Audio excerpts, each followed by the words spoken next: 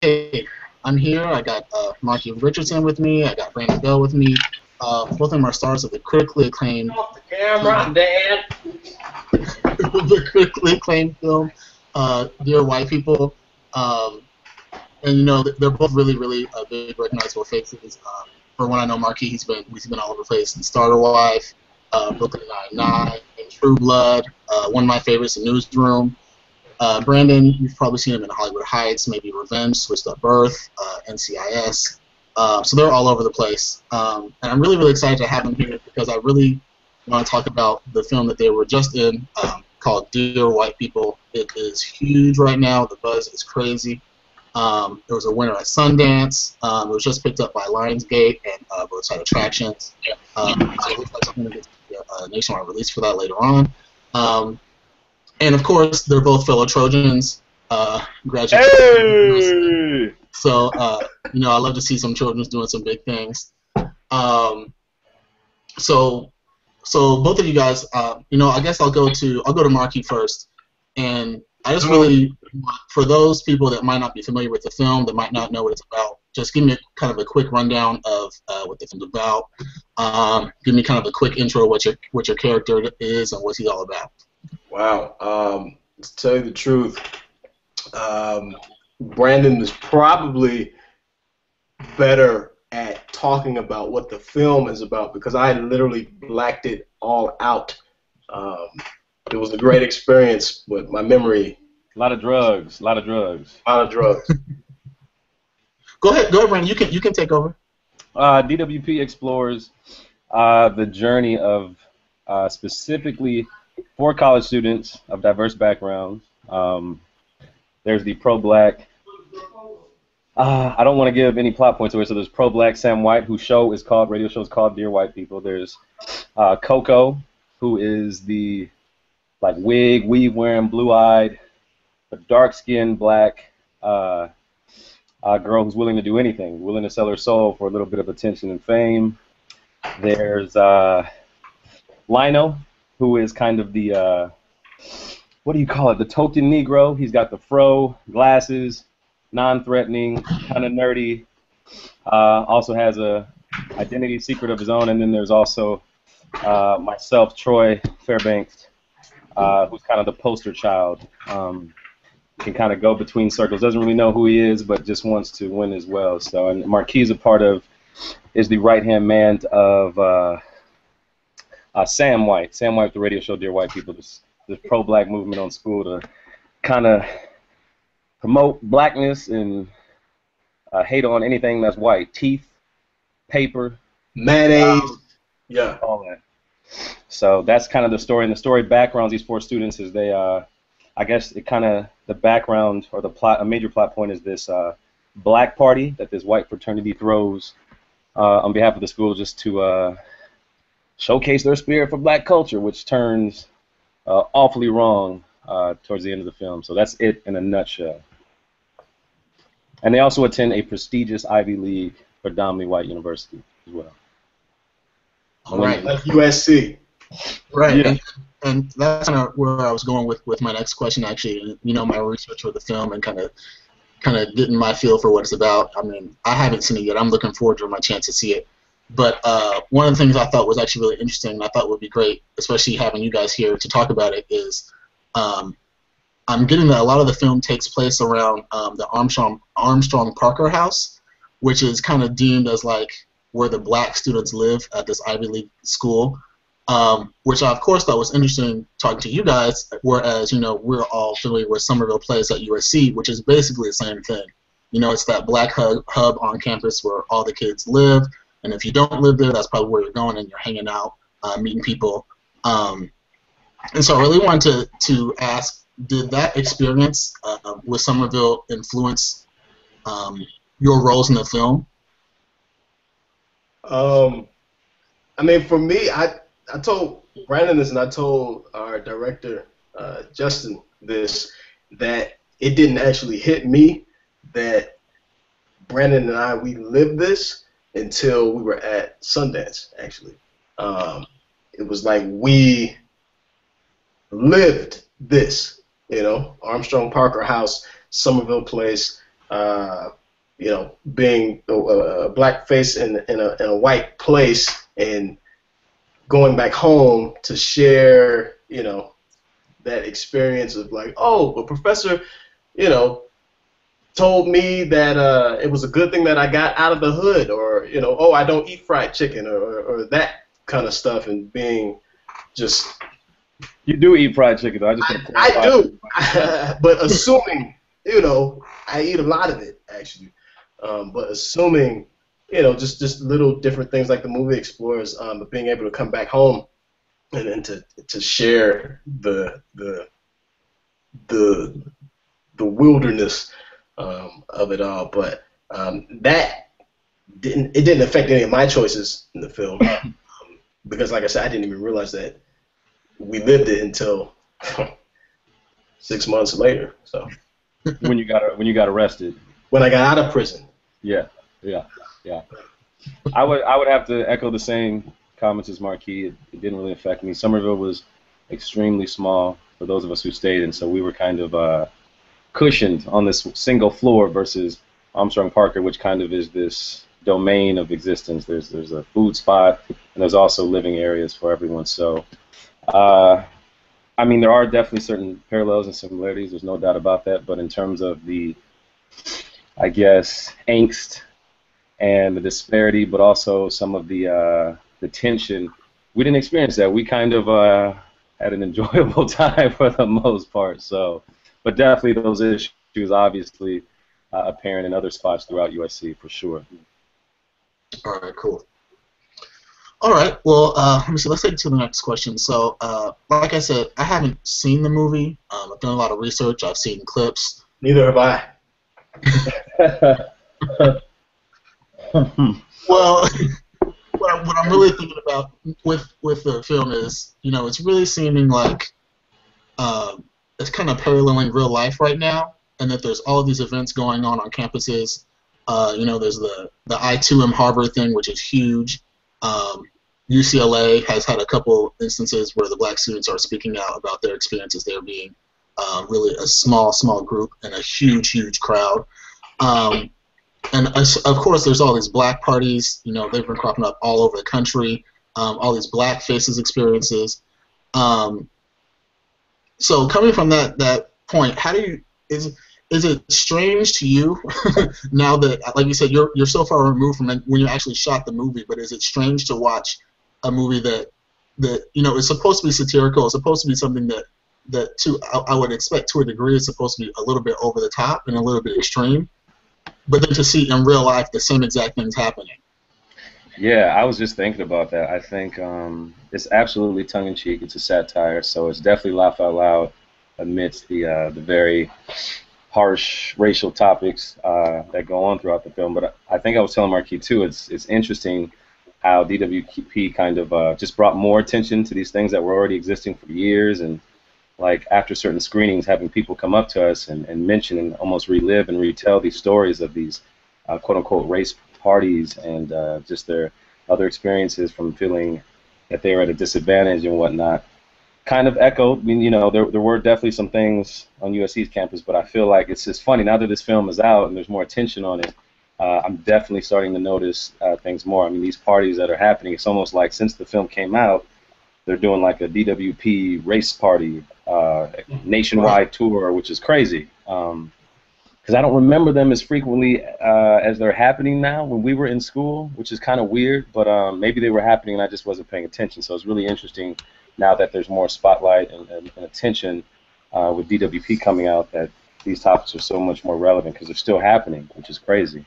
Right. Crazy. And to tag on that, I think it's with everything and like media in Hollywood being cyclical, I feel like that. Yeah, right.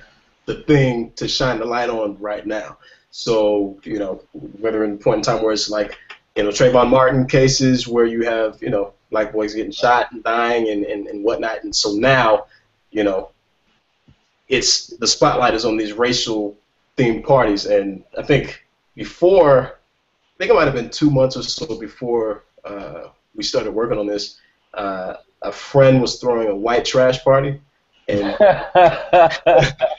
we were like, Should we go? Should we not? Should we, you know, what should we do? And I think at that point, we had both read the script and we're kind of already in that process. I think Brandon was already in that process of like, you know, getting ready to fly off and work, and we were kind of like, no, I don't think it's a good idea, because it doesn't matter, you know, if it's a black or if it's a, you know, Cinco de Mayo party or it's a white trash party, economical, you know, it's all the same thing. Like, you know, and there's no harsh, well, I can't speak for everybody, but St. Patrick's Day, let's get a hot dog. Yeah. But it doesn't seem to be malicious for certain people, unless you're KKK. Yeah, I agree. And that's another thing this film explores, which I like too. Exactly what Marque was saying. It's bigger than just a black and white issue. There's, I think, every racial group in this country that's been underserved or is a minority has a story to tell, and this film just happens to be written and directed by an African American, so it focuses on that. But there's definitely relevance across the board, across color lines. You can see it from St. Patty's Day. I remember, I forget where I was, and just a bunch of people in green hats and green ties, and I was like, I don't know if that's offensive, but maybe it is. And what if they aren't Irish? Like, really opens up conversation, which I think is the most important thing. That's the healthiest way to deal with it, is just to talk about it and get it out in the open. So. Right. And tons of minorities appreciate it as well. I mean, we have different people coming up to us after screenings and whatnot and saying, oh, you know, this is my story too. Thank you for telling this story, because it's my story too. There was one specific girl, I don't know if I'm being PC by saying Latina or Hispanic, but she was brown. Racist. She came up and was like, thank you for telling the story, because we experienced that too. So it's universal. Yeah. And you know, and that's really the thing. It's all about, you know, it's all about educating people. When people don't know, when they're unaware and they don't realize what, you know, life and what the experience is like for other people. You know, you see a film like this and you start to open your eyes and you realize, wow, this is what a normal day-to-day life is for someone else. These are the things that they face. This is, you know, the prejudice that they face and how it affects them. Right. Well said. We actually had, to echo what Marque said, we actually had a white female who works for a Fortune 500 company that shall remain nameless, in case any listeners are working out there. But she stood and spoke about how necessary this film was, and she was like, I definitely would love to show this film during like our training sessions at my company, just to educate people. And I thought that was I just thought that was really profound, you know. And she was definitely an executive on the board, which kind of blew my mind. So that's cool that it is getting across in terms of the whole education aspect as well, because you got to teach ignorant folk who don't know how to treat people. Yeah, that's kind of huge. Well, you know, that actually goes right into the next question I was going to ask. You know, and I know we were talking about this a little bit before the interview started. You know, here at Water Cooler Combos, we kind of cover like every topic.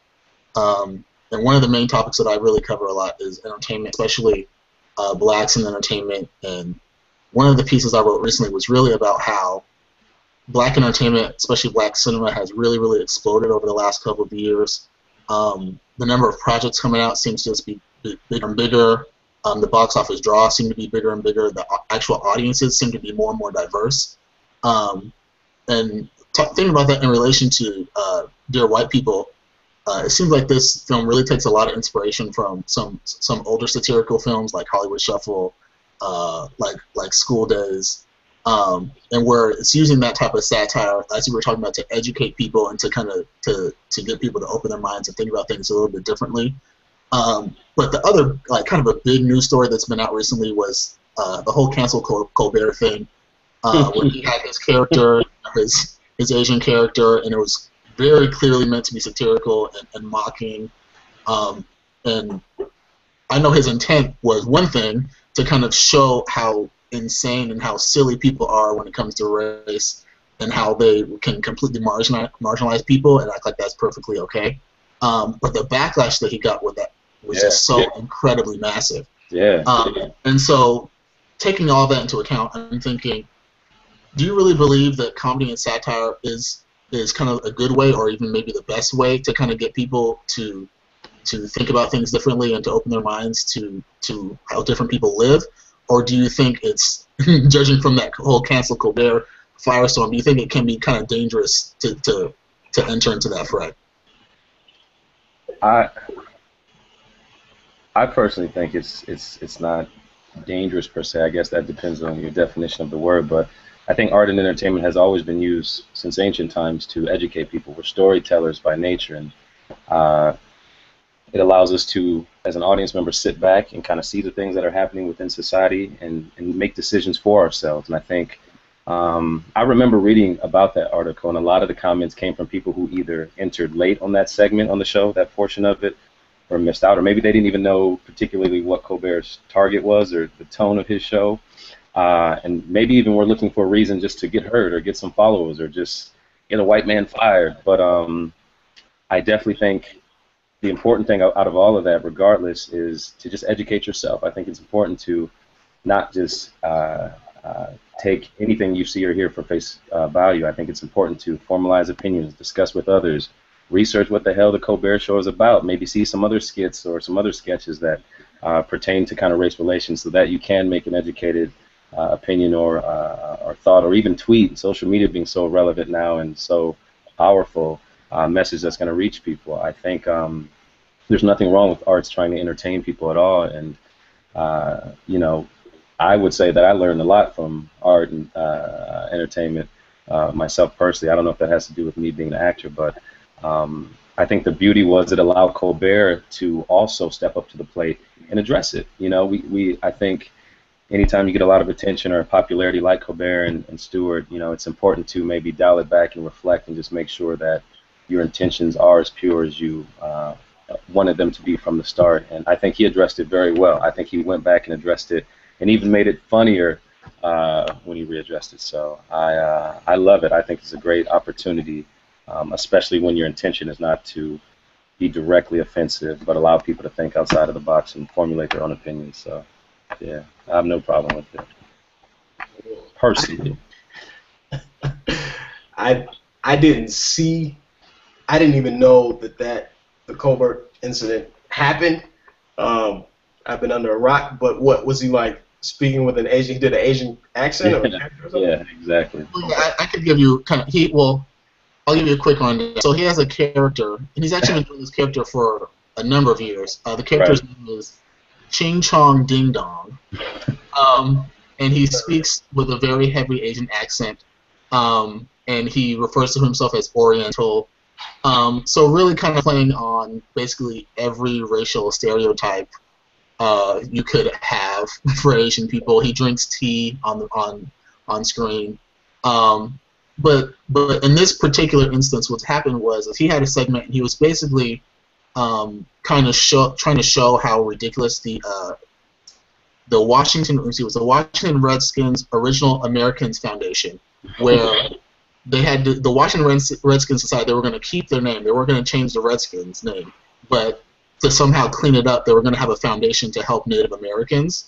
But he was making fun of them because in the name of the foundation helping the Native Americans, they put the team name Washington Redskins, which the Native Americans have a problem with. And so he was using his Ching Chong Ding Dong character to kind of parallel that, to say this is completely ridiculous. And I think if I remember correctly, the name of his foundation was the Institute for Oriental. It was like Sincerity or something. Basically, completely mocking the Redskins. The problem with the whole thing is they tweeted that message out, right, and so the tweet kind of caught people because they saw it out of context, and it kind of blew up really, really fast. Yeah. And I know, and I saw when he addressed it on air, he also kind of pointed out that, you know, everyone got caught up in what he did in the whole cancel Colbert movement and about what he did to Asian Americans. And kind of the bad part of that, even though I think there's probably some valid reasons for them being offended and to have that discussion, the downside was that no one then was talking about the Redskins, which was the actual real world thing that was happening, that really should have been discussed and really should have been, the big story. Right. Well, okay. we are all chuckling about it, so clearly we can all agree that an Asian accent is hilarious. It might be wrong. Everybody does, comedy, satire, and whatnot to each other, all races, whatever. Is it right? I don't know. Does it get your attention? Yeah, it does. And so in terms of like educating people, and back to your question on does comedy, I think you mentioned, is comedy a good tool to use to, to break through? Am I right? Something like that? Yeah, it is, because I think so. In terms of, one, if you look at comedians from Moms Mabley or Richard Pryor or Kathy Griffin or all these people, what they're saying might not be politically correct, but you speak it to an audience that, you're feeding people things that they don't necessarily want to hear, but you can do that because you can make them laugh. Or if they're not laughing, you still are catching their attention, but it's a soft way of feeding something to somebody. And so comedy is a tool as long as you have something meaningful to say. So, for example, with the movie, people are laughing and whatnot, but it makes you look at yourself. It makes you look at, your community, your surroundings, what your experience is in the world. So, yeah, fuck it all. It is what it is, right? Yeah. Well, let's see. Let me go into the next question. So, going back to the movie, I mean, it's a huge ensemble cast. I mean, there's so many great actors in it. Like Bruce. Yeah, and honestly, I won't even go into listing all the names of all the people because they're also great. But how did it really feel working in that type of an ensemble cast where there's so many strong actors? I mean, Bird is in this film. I mean, this is huge. So how did it feel working inside? I'm sorry about the camera. How did it feel working with that cast? Tessa Thompson, Tiana Parrish, who else is it? Tyler. What's his last name? James Williams? Tyler James Williams. Yeah. The all-stage man who plays my father. Don't even know his name. That's a shame. Dennis Haysbert. Mr. President. Malcolm Bennett. Malcolm Barrett. Barrett? Who cares? Corliss Bennett. Malcolm Bennett. Ashley Blaine Feathers, and there's a lot of great actors. What'd you think, Marquis? How was it working with all them talented folk? All them talented folk, the talented 10th. For me anyway, I mean, to work with everybody.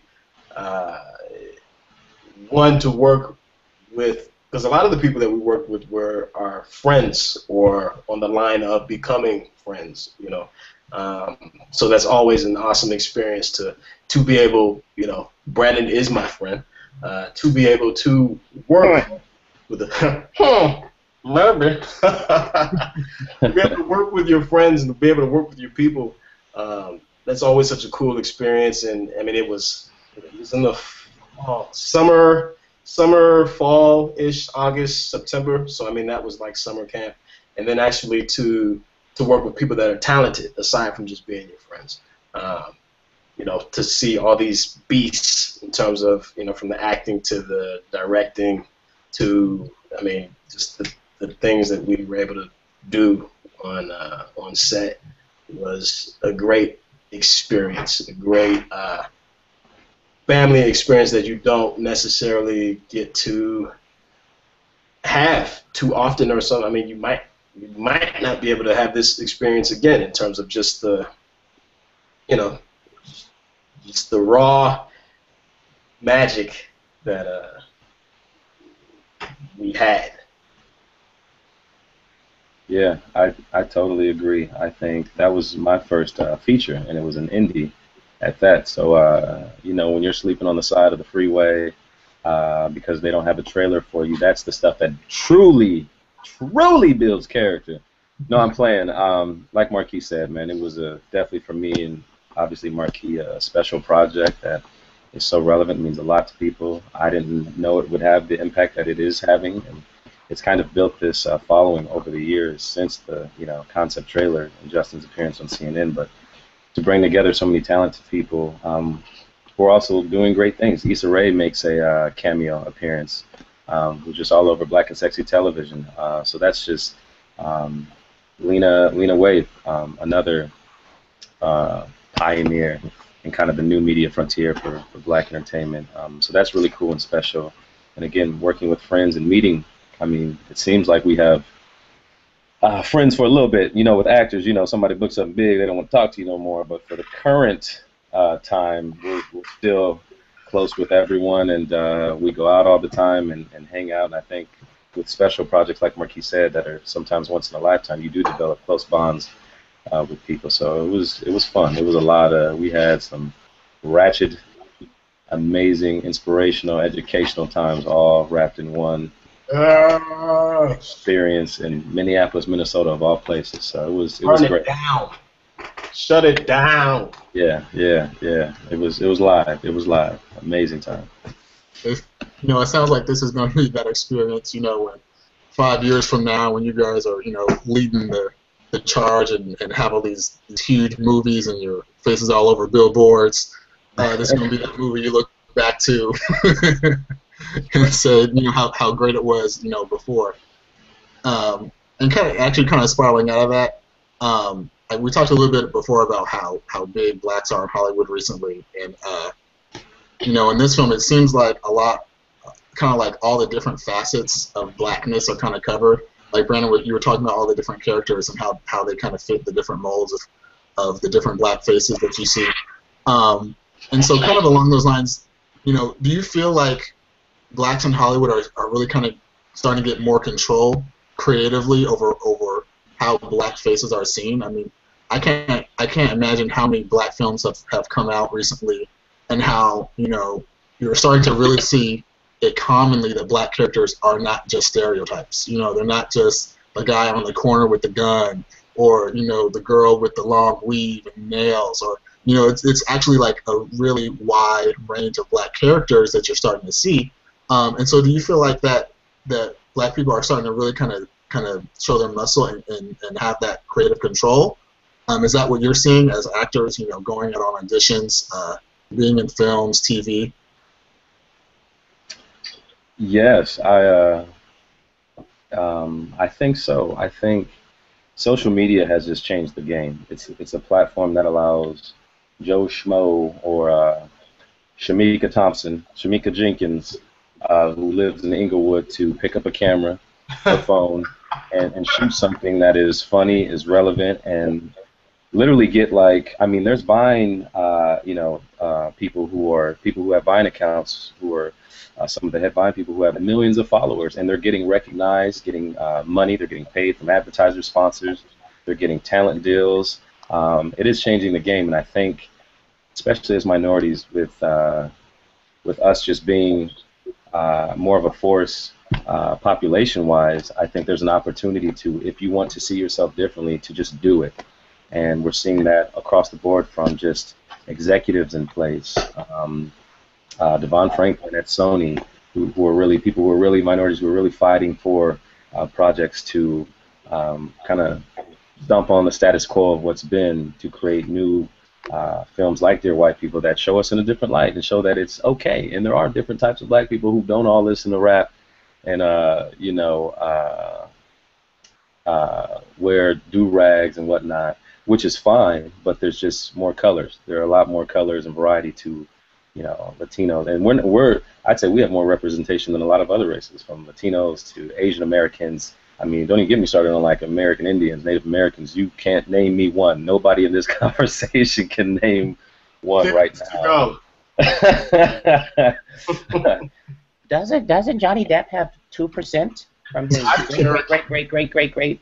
So it's cool. I think it's that's another thing from the screenings. We seeing people who are going thank you, wow, game changing, and I hope that just continues. And I think it will. I think people are ready for it. I think my last thing is from the screenings. I think people of all walks of life, age, gender, race, are just ready for something different, man. With all the tent poles and remakes, people are getting bored and not showing, easily giving up their money. So I think it's allowing studios to kind of take more risks. It's definitely going to be a slow progression, but it's obvious and it's apparent already, in the industry. Yeah, and tagging on with everything that Brandon said, it is. I mean, if you look back, everything is cyclical. So my hope is that, every 15 or 12 years or so, we see the same stuff coming back. I mean, we've already had, the Black Revolution in film or the arts and the media. How many times have we had that?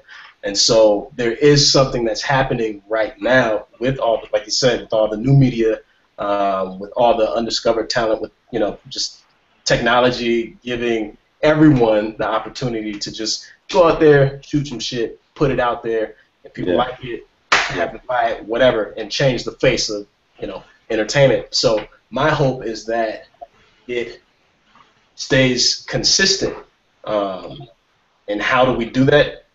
I don't know. Just keep putting out quality work and hope that it sticks. Whatever's quality will stick. But I do, everything is cyclical. We know that.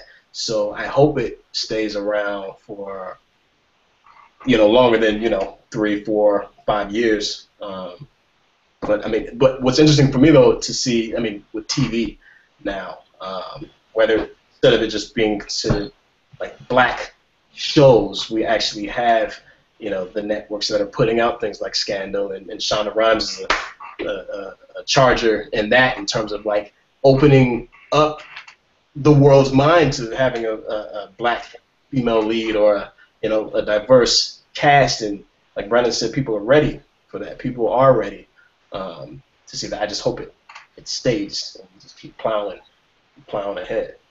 Yeah.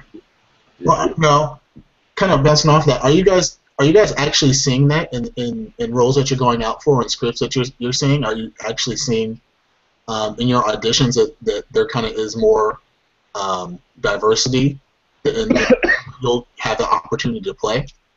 I think so. I mean, even if they, for example, they'll bring us in for a role that we already know is going white, but they'll still bring us in and be like, okay, well, we tried. We tried. Tariq Katam.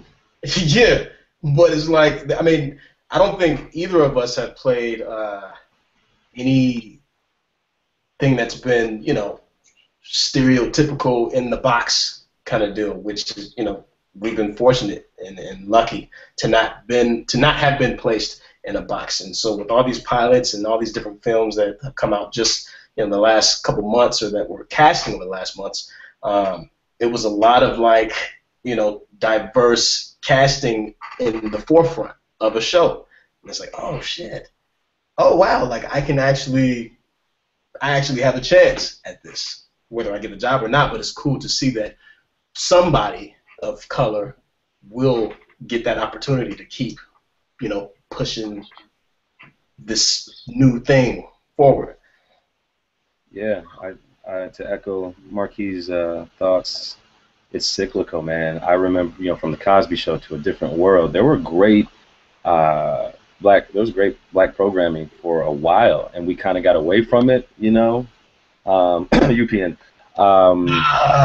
But no, even UPN has some enjoyable programs. There's not one black person who didn't watch Moesha. There was some decent stuff, and we got away from it for whatever reason. I'm not really sure. That'd be an interesting research project, but I know why. Homeboys from outer space, man. Yeah. But I hope we get back to it, man. I'm seeing it's like the year of the black female with Kerry Washington. She's murdering. Scandal is changing. People just didn't think or didn't know. And the crazy thing is, Kerry Washington's been around for years. Been murdering the game. She was in Ray. She was in like Save the Last Dance. Like the Fantastic Four. She was blind. Yeah. She was blind and had crusty lips and Fantastic Four. And so I do. We did get away from it, in my opinion. I'll just be honest. I feel like the quality projects, other than Denzel and a few others, and hopefully we're cycling back to you know, like a show with an ensemble cast that's quality, that people enjoy, and don't just say it's a black show. You know, white people love Martin and Fresh Prince of Bel-Air and there's not one person who doesn't like the Cosby Show, and if you do, something wrong with you, you need to get checked out. Racist. Right. Yeah, basically. So yeah, and the roles we see, definitely saw a lot of homosexual breakdowns, black male homosexual characters. So that's even a big. I remember there was a point where me and Marquis were like, "Damn, is it time for black gay men to have their like moment in the sun right now? Like, wow, every role I'm going out on is like gay." Which is cool. The fact that we can say that is major. So hopefully it continues down that path, you know. All right, well, that's good to hear. Well, I mean, that's pretty much all I got. I did want to kind of give you guys the floor one more time, though, just kind of wondering if you guys have anything coming out that we might be able to see you in, what the next steps are for the film. I think I saw a release date. Is that right? Does TWP actually have a release date now? Not specifically, but fall. It's slated for fall of this year, 2014. So I'm sure they're doing a lot of. It's kind of like doing a small tour now. It was in New York, sold out. Atlanta. It's coming to the Bay Area. It's even going to Minnesota in May. So I think it's making the rounds and gathering the troops. So when it has that release, people are ready to, you know, flock to it. You know, that's another way we get more projects. We have to support it, and it can't just be Housewives of Atlanta. Like, we have to support quality stuff and not just guilty pleasures as well. So I'm sure you'll definitely hear about it, and I'm sure I feel like everybody knows more about it than us. It's kind of weird, but that's a good thing, you know. Random uncles and aunties like, oh, I can't wait to see the Cracker People. I mean, you know, what movie? So that's exciting. Word of mouth is the best form of marketing, man, and when you can get that, that's a powerful and special project. So yeah, fall 2014, and we'll see. Okay. You guys got any projects coming up? I have a new porn.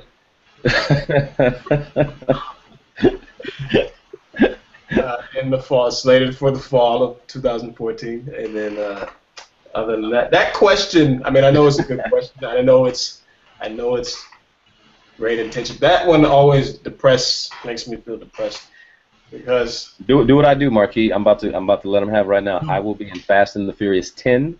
Yeah. I will be in Medea Goes to Space and gets blown up. Yeah. Yeah, there's a lot of stuff we're both coming out in, so y'all just be ready. IMDb us, and might surprise you. And I'm pretty sure both of those films are in the pipeline right now, so I would like to see you in them. Speaking of pipe, go see my porn and.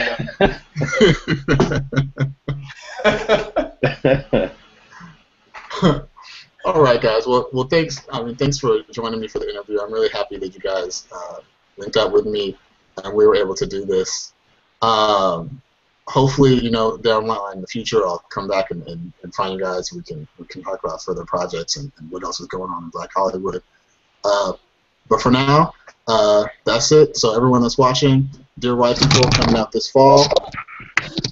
Dear White People coming out this fall. Yeah, and go see it. It's gonna be great. Daren's over there fighting the spirit. Wrestling. Thanks for the opportunity, man. And when you see us, I will personally have a 5-piece Steve Harvey suit with a Jerry curl. So I'm getting ready for DWP. We about to bring black back. Wow. Just a Jerry curl on top, though. Only on the top. Just on top. Just on top. That's it. That's it. All right, thanks, guys. Thank you, Darren. Are we getting paid on day rate? Or back or no? Okay. If I had some, yeah. I promise. Cool. That's fine. That's good.